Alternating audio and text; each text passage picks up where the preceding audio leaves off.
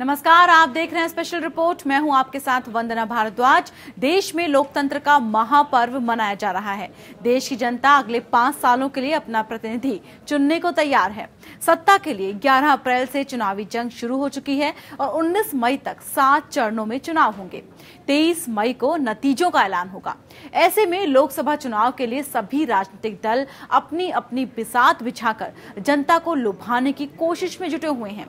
एक बार फिर से जनता को अच्छे दिन के सपने दिखाए जा रहे हैं।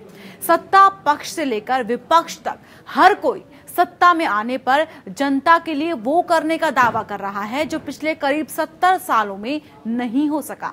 जनता हैरान परेशान है कि आखिर किसके वादों और दावों पर भरोसा करे। इसी माहौल में हम देश भर में घूमकर जनता का मूड जानने की कोशिश कर रहे हैं। सभी लोकसभा क्षेत्रों में जनता की बुनियादी समस्या क्या है और आखिर जनता इस बार किस मुद्दे पर अपना सांसद चुनेगी, ये जानने की हम कोशिश कर रहे हैं। इसी कड़ी में आज हम आपको मुरादाबाद संसदीय क्षेत्र ले चलेंगे और जानेंगे कि यहाँ की जनता ने अपने सांसद को चुनने के लिए क्या पैमाना तय किया है और वो कौन से मुद्दे हैं जिस पर यहाँ की जनता वोट करेगी।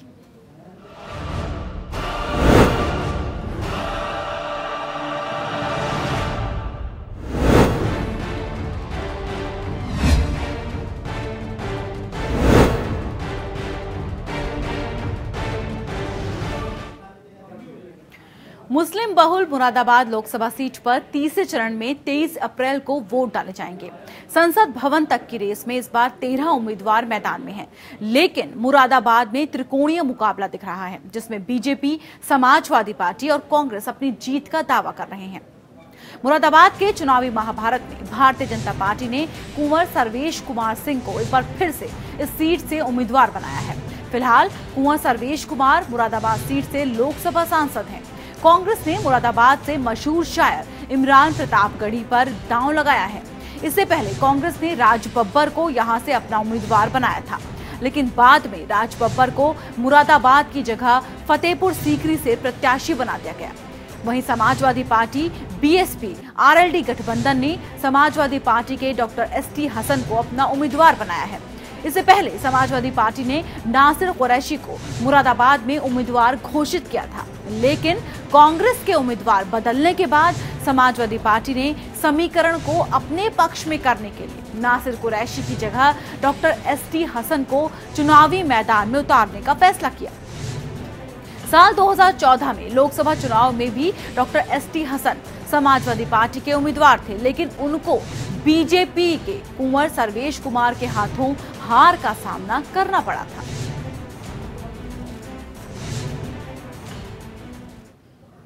पीतल नगरी मुरादाबाद में त्रिकोणीय मुकाबला देखने को मिल रहा है। मुस्लिम बहुल मुरादाबाद में जातीय समीकरण को साधने के लिए समाजवादी पार्टी और कांग्रेस में अगले पहले घोषित प्रत्याशियों को बदलकर नए सिरे से प्रत्याशियों को चुनावी मैदान में उतारा है।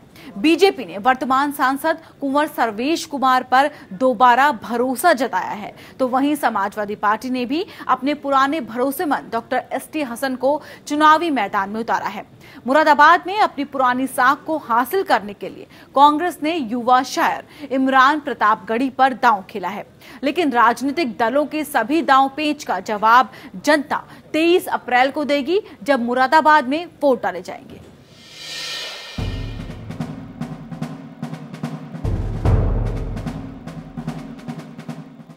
पीतल नगरी के रूप में देश दुनिया में अपनी पहचान बनाने वाले मुरादाबाद में इस वक्त सियासी तपिश चरम पर है।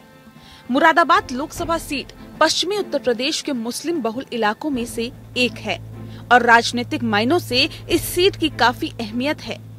मुरादाबाद सीट एक समय कांग्रेस का गढ़ रहा करती थी। बाद में ये सीट समाजवादी पार्टी के कब्जे में रही, लेकिन 2014 में पहली बार यहाँ बीजेपी ने जीत का परचम लहराया और कुंवर सर्वेश कुमार सांसद चुने गए। 5 साल बाद अब एक बार फिर से मुरादाबाद चुनावी समर में है।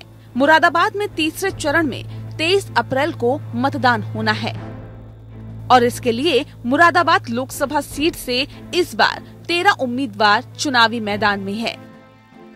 लेकिन मुख्य मुकाबला बीजेपी के वर्तमान सांसद कुंवर सर्वेश कुमार का कांग्रेस के इमरान प्रतापगढ़ी और समाजवादी पार्टी के डॉक्टर एसटी हसन के बीच है। एसटी हसन पिछले चुनाव में दूसरे नंबर पर रहे थे। इन तीनों के अलावा मुरादाबाद के चुनावी मैदान में 4 निर्दलीय उम्मीदवार और 6 क्षेत्रीय दलों के उम्मीदवार भी अपनी किस्मत आजमा रहे हैं। मुरादाबाद में सभी की निगाहें वोटों के ध्रुवीकरण और जातीय समीकरणों पर लगी हुई है, क्योंकि ये स्थिति काफी हद तक नतीजों में उलटफेर कर सकती है। बीजेपी के सामने जीत का दावा कर रहे समाजवादी पार्टी और कांग्रेस के उम्मीदवार मुस्लिम समुदाय से ताल्लुक रखते हैं। ऐसे में बीजेपी को भरोसा है कि मुस्लिम वोटों के बंटने का उन्हें फायदा मिलेगा।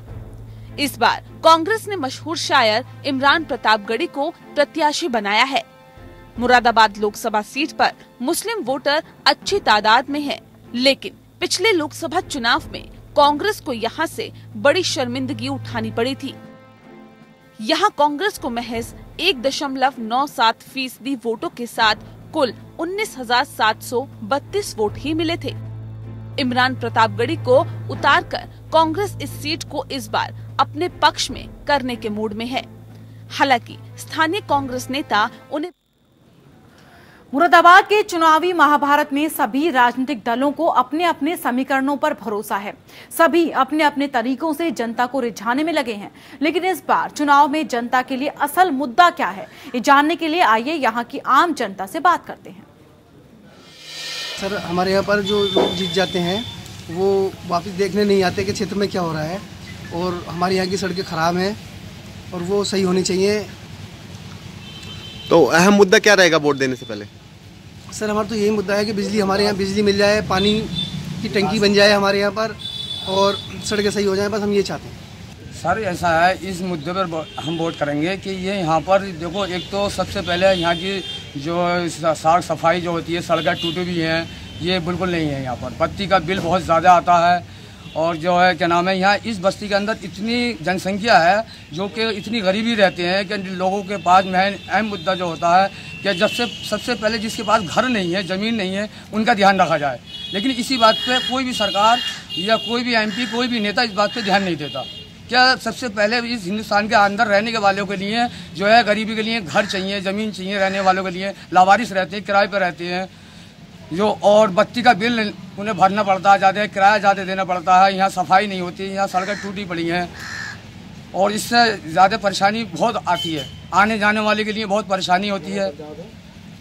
तो अहम मुद्दा क्या रहेगा आने वाले लोकसभा चुनाव में वोट देने? मुद्दा यही रहेगा कि जो सरकार कोई भी हो वोट करेंगे तो जो है गरीबी दूर करे, यहाँ की समस्याओं को हल करे, जिससे कि मतलब यहाँ की सड़क सफाई हो, गरीबों का ध्यान रखा जाए। हमारा कोई किसी को भी सर ये नहीं है, हमें तो ये चाहिए जो परेशानी दूर हो जाए। हमारे यहाँ पे कस्बा अफगानपुर में लगभग 32-33 हज़ार की आबादी में बहन बेटी कोई भी पढ़ने लिखने से मजबूर है। यहाँ पर बिल्कुल कोई देखभाल नहीं होती। पता नहीं कौन से लोग हैं, नेता लोग आते हैं घर पे, सब ऊपर से सब कुछ होता है, यहाँ पे कुछ नहीं कर पाते वो लोग। हम ये चाहते हैं कि हमारी बहन बेटी और जिनके क्या ज़मीन पड़ी है उसका ये कॉलोनी उसी के लिए आती है, जिस पे ज़मीन ही बिल्कुल नहीं, तो उसका क्या होगा ये बात बताइए। ये बेचारे पे कुछ तो ज़मीन नहीं, तो कहाँ से ध्यान तो उसका होना चाहिए जिस पे ज़मीन नहीं, मकान नहीं, कुछ बिल्कुल। और ये समस्या ये है सबसे बड़ी, जितने भी हैं ये तेल, चीनी, चावल, ऊपर से सब कुछ आ रहा है, लेकिन यहाँ रह के यहाँ पे कुछ नहीं मिल पा रहा लोगों को। आपस में किसी के यहाँ 1 बोरी भिजवा दी, किसी के यहाँ 10 बोरी भिजवा दी, किसी के यहाँ 2 क्विंटल तेल भिजवा दिया। गरीब को किसी को भी नहीं पहुँच पा रही आप बिल्कुल भी। और बहन बेटियों की निगाह भी बेचारे जैसे जैसे कर रहा हो, रक्षा चला के कर रहा हो, कोई अपना मजदूरी कर रहा है, जो भी है 300-400 रुपये कमा लाता बेचारा, उसमें क्या कर सकता है, ये बात बताइए हमें। हम ये चाहते हैं आने वाली सरकार में कोई सी भी सरकार आए, गरीबों की देखभाल हो, और अगर जैसा बादल उठ गया तो बत्ती गई। ये बस पब्लिक ये सोच पाती है कि बादल आ गया, बत्ती चली गई यहाँ से। ये बिल्कुल ये अहम मुद्दा है। जो लोग बड़े हैं उनकी मौज आ रही है, बाकी तो कुछ है ही नहीं। गरीबों के लिए कुछ नहीं, वो तो अपनी ऐसी ज़िंदगी गुजार रहे हैं जैसे बिल्कुल मौत की ज़िंदगी। बस हम ये चाहते हैं जो भी सरकार आए, आने वाला मुद्दा ये है, कुछ गवर्नमेंट की तरफ से कोई भी देखभाल नहीं है इस वक्त, लेकिन कुछ देखभाल करी जाए गरीबों के लिए, जिसकी 33-34 हज़ार की आबादी है। यहाँ नगर पंचायत है, यहाँ कुछ भी नहीं हो पा रही है बिल्कुल भी। टूटी, अगर आप कभी गौर करी जाए, किसी को दिखा लो आप, बिल्कुल टूटी फूटी सड़कें पड़ी हैं, बिल्कुल भी निकल नहीं पाती, कोई पैर खाली पैर में निकल पाते, साफ सफाई कुछ नहीं। पता नहीं ये क्या है, बड़ों की मौज है बस, जो नेता हैं बस। हम बात विकास पे यहाँ की चुनाव लड़ा जाएगा। और जी यहाँ पे अभी बच्चियों के शादी के लिए कोई जैसे मैरिज हॉल बना दिया जाए, अभी इसकी कोई उपलब्ध नहीं है। और अभी आप आए होंगे इस रास्ते से तो देखे होंगे कितने रोड टूटी हुई हैं, गड्ढे पड़े हुए हैं पूरे। चौराहे से लेकर बस्ती में जब पहुंचेंगे तो आप बहुत गड्ढा है। अभी विधायक जब यहाँ से जीते उसके बाद कोई इस पे ध्यान नहीं दिए। अहम मुद्दा तो यही है कि आजकल जो गरीब लोग परेशान हैं उनकी परेशानी दूर होनी चाहिए और उनके साथ साथ ही ये जो साफ़ सफाई ये भी होनी चाहिए। और कुछ लोग ऐसे बड़े बड़े लोग हैं, बड़े बड़े मालदार लोग हैं, उनको तो सारी सुविधा मिलती है मगर गरीब आदमी को कोई सुविधा नहीं मिल पाती। और विकलांग लोग हैं उनको कोई सुविधा नहीं मिल पाती। राशन डीलर हैं वो कोई भी गरीब आदमी को राशन डीलर देने तैयार नहीं है। चावल गेहूँ कुछ भी नहीं देने तैयार है। 30 किलो चावल 30 किलो राशन आता है 6 बच्चों का, तो उससे 15 किलो राशन दिया जाता है। और जो पानी की भी कोई समस्या नहीं है यहाँ। बिजली की कोई समस्या, अगर बादल आ जाते हैं तो बिजली भाग जाती है, घंटों के लिए भाग जाती है। बादल आते हैं 2 मिनट के लिए, बिजली भाग जाती है 2 घंटे के लिए। सारी समस्याएं ये आपके सब सामने आती हैं। और ये हमारे कुछ बैंड वाले बाजे वाले हैं, ये इतने परेशान हैं कि इनके कोई देखने वाले नहीं है कोई। देश भर में चुनाव का शोर है। मुरादाबाद में तीसरे चरण के लिए 23 अप्रैल को वोट डाले जाएंगे, लेकिन इस बार मुरादाबाद में मुकाबला दिलचस्प है। मुस्लिम बहुल मुरादाबाद में चुनावी समीकरण को नए सिरे से साधने के लिए समाजवादी पार्टी और कांग्रेस अपने अपने उम्मीदवारों को बदल चुकी है। एक तरफ पीएम मोदी के नाम पर बीजेपी को भरोसा है तो दूसरी ओर गठबंधन को अपने जातीय समीकरणों पर भरोसा है। मुरादाबाद लोकसभा सीट पर मुस्लिम वोट बैंक जीत हार में बड़ी भूमिका निभाता रहा है और यहाँ के चुनाव इतिहास पर नजर डालें तो ये बात प्रमाणित भी हो जाती है।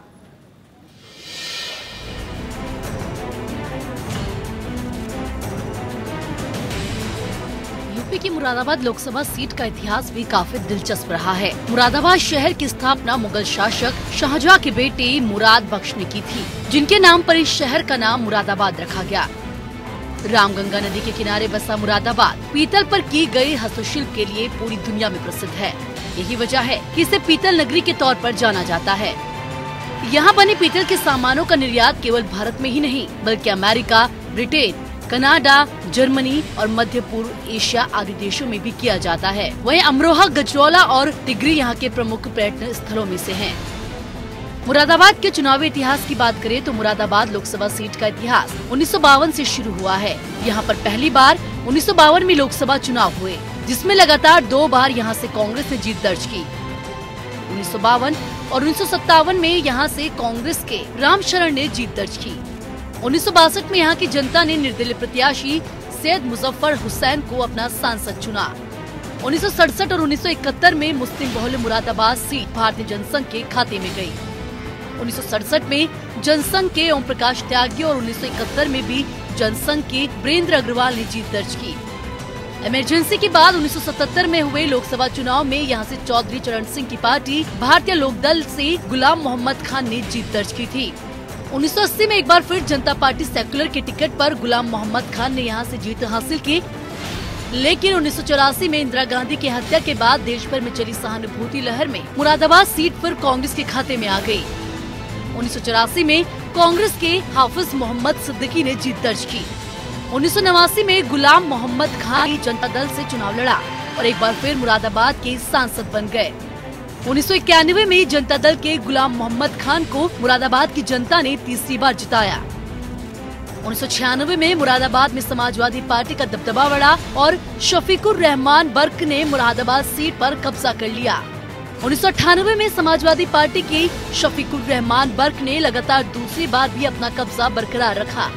कांग्रेस से टूटकर बनी जगदम्बिका पाल की अखिल भारतीय लोकतांत्रिक कांग्रेस के चंद्र विजय सिंह ने 1999 के लोकसभा चुनाव में इस सीट से जीत दर्ज की थी, लेकिन 2004 में इस सीट पर फिर से समाजवादी पार्टी ने कब्जा कर लिया। 2004 में समाजवादी पार्टी के शफीकुर रहमान बर्क ने मुरादाबाद सीट से तीसरी बार जीत दर्ज की। 2009 में मुरादाबाद में कांग्रेस का 25 सालों का बनवास खत्म हुआ और क्रिकेटर से राजनेता बने मोहम्मद अजहरुद्दीन ने कांग्रेस की मुरादाबाद में वापसी कराई। लेकिन 2014 में मुरादाबाद में ऐसी मोदी लहर चली कि तमाम सियासी समीकरण धरे के धरे रह गए और पहली बार मुरादाबाद में बीजेपी का कमल खिल गया।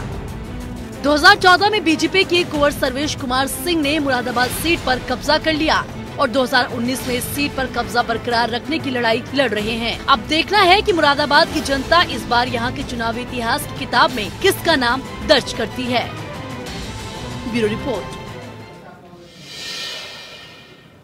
और आइए अब जानते हैं कि मुरादाबाद के युवा और व्यापारी वर्गों के लिए इस बार चुनाव में वो कौन से मुद्दे हैं जिस पर वोट डाले जाएंगे।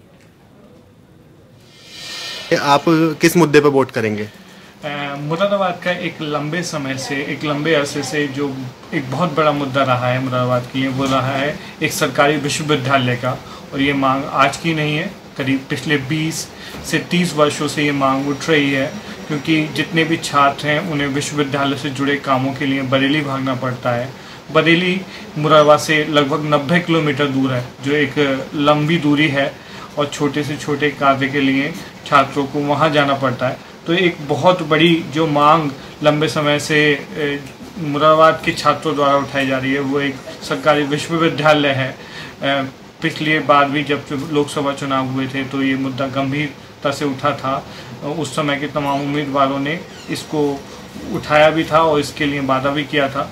अभी तक तो पूरा नहीं हुआ है। उम्मीद करते हैं जो भी सांसद बनेगा वो इस वादे को पूरा करेगा, क्योंकि मुरादाबाद ने पिछले कई टर्म से देखा है कि जो उम्मीदवार हैं वो वादे तो बहुत करते हैं लेकिन उन्हें पूरा नहीं कर पाते।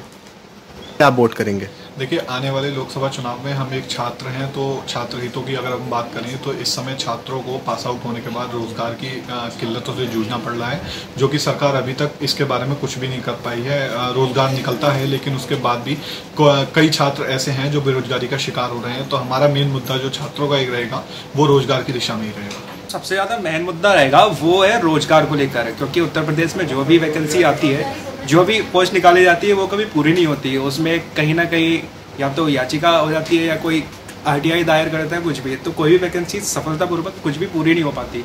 तो सबसे ज़्यादा जो मेरा मेन मुद्दा है बेरोजगार को लेकर, कि किसी को भी स्थायी रोजगार नहीं मिलता। इस बार सबसे पहले वोट देने से पहले मैं अपने नगर के प्रत्याशी को देखूंगी और मेरा मेन मुद्दा दिमाग में यही रहेगा कि जो मेरे नगर के लिए सबसे ज़्यादा काम करेगा और पास्ट में उसने जो जो काम किए होंगे उसको देखकर ही मैं अपना वोट दूंगी। मुरादाबाद में ऐसा सांसद चाहिए जो जनता के बीच में मौजूद रहे और खासकर व्यापारियों, गरीबों और किसानों को जो जो परेशानी हम लोगों को नोटबंदी से लेकर GST तक या अब तक हो रही है, वो परेशानी हमको नहीं आनी चाहिए। सांसद किसी भी पार्टी का हो, सांसद है किसी भी पार्टी का हो, अगर हम कांग्रेसी हैं, अगर हमारी पार्टी का सांसद बनता है और वो जनता के बीच में नहीं रहता, तो उसकी सारी की सारी बुराई हम अपने ऊपर झेलने को तैयार है। लेकिन सांसद वो होना चाहिए जो जनता के बीच में हो, जनता के बीच का हो, व्यापारियों की, किसानों की, छात्र छात्राओं की हर मतलब परेशानी को समझता। पीतल नगरी मुरादाबाद में हार जीत का फैसला मुस्लिम मतदाताओं के हारे में रहा है, लेकिन 2014 में मोदी लहर में वो हुआ जिसने सबको चौंका दिया। 2014 में पहली बार मुरादाबाद में कमल खिला और इस बार के चुनाव में अपना कब्जा बरकरार रखने की लड़ाई बीजेपी लड़ रही है। 2011 की जनगणना के अनुसार मुरादाबाद जिले की कुल जनसंख्या 47,72,006 है, जो कि लगभग सिंगापुर की जनसंख्या के बराबर है। उत्तर प्रदेश का ये शहर प्रदेश का दूसरा सबसे ज्यादा आबादी वाला शहर है। 2014 के चुनाव में इस सीट पर कुल 17 लाख से ज्यादा वोटर्स थे। इनमें से 9,61,962 पुरुष और 8,10,084 महिला वोटर्स थे। पिछले लोकसभा चुनाव में इस सीट पर कुल 63.7% मतदान हुआ था। मुरादाबाद लोकसभा सीट पर सत्ता की चाबी मुस्लिम वोटर्स के हाथ में मानी जाती है। यहाँ पर कुल 52.14% हिंदू और 47.12% मुस्लिम आबादी है। मुरादाबाद में मुस्लिमों के अलावा जाटव मतदाताओं की संख्या 9% है और जाटव परंपरागत तरीके से BSP को समर्थन देते आए हैं। मुरादाबाद में चुनाव के वक्त मुस्लिम मतदाताओं की भूमिका कितनी महत्वपूर्ण हो जाती है, ये इसी बात से पता चलता है कि 1952 के बाद से हुए 17 चुनावों में मुस्लिम उम्मीदवारों ने 11 बार ये सीट जीती है। यहाँ से सांसद बनने वाले मुस्लिम प्रत्याशी बीजेपी छोड़कर सभी प्रमुख राजनीतिक दलों के टिकट पर चुनाव लड़े हैं। हालांकि जब यहाँ मुस्लिम वोटरों का मत बटा, इसका फायदा भारतीय जनसंघ और बीजेपी ने उठाया। जनसंघ ने 2 बार मुरादाबाद सीट जीती है और बीजेपी को 2014 में पहली बार इस सीट पर तब जीत मिली थी जब एसटी हसन और हाजी मोहम्मद याकूब के बीच मुस्लिम मतों के विभाजन ने बीजेपी के कुंवर सर्वेश कुमार को ये सीट जीतने में मदद की थी। हालांकि इस बार भी कांग्रेस और समाजवादी पार्टी ने मुस्लिम उम्मीदवारों को चुनावी मैदान में उतारा है। ऐसे में बीजेपी की उम्मीद अपने परंपरागत वोटरों की एकजुटता और मुस्लिम मतों के बिखराव पर है। मुरादाबाद लोकसभा क्षेत्र में कुल 5 विधानसभा सीटें आती हैं।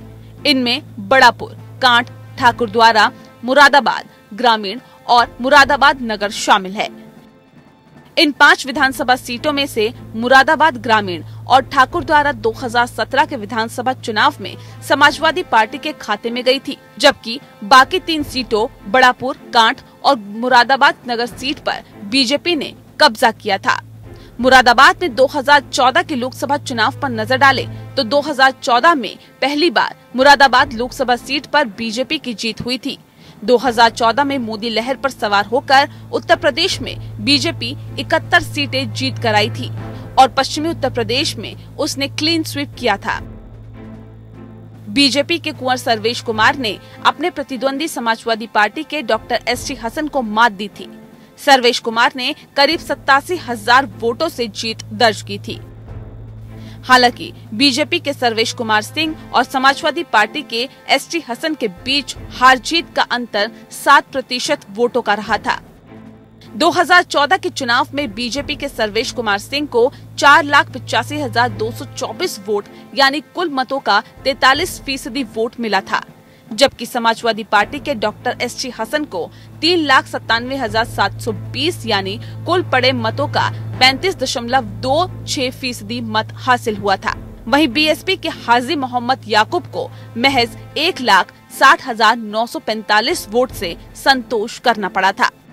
2014 में सबसे बुरा हाल तो इस बार जीत के प्रमुख दावेदारों में शामिल कांग्रेस का रहा था।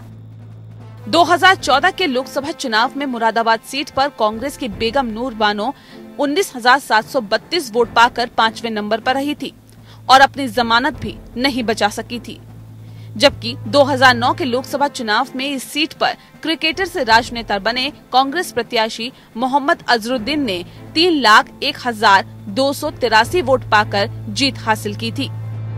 कुंवर सर्वेश कुमार सिंह बीजेपी के पहले सांसद हैं, जिन्होंने मुरादाबाद में कमल खिलाया है और इस बार भी जीत का दावा कर रहे हैं।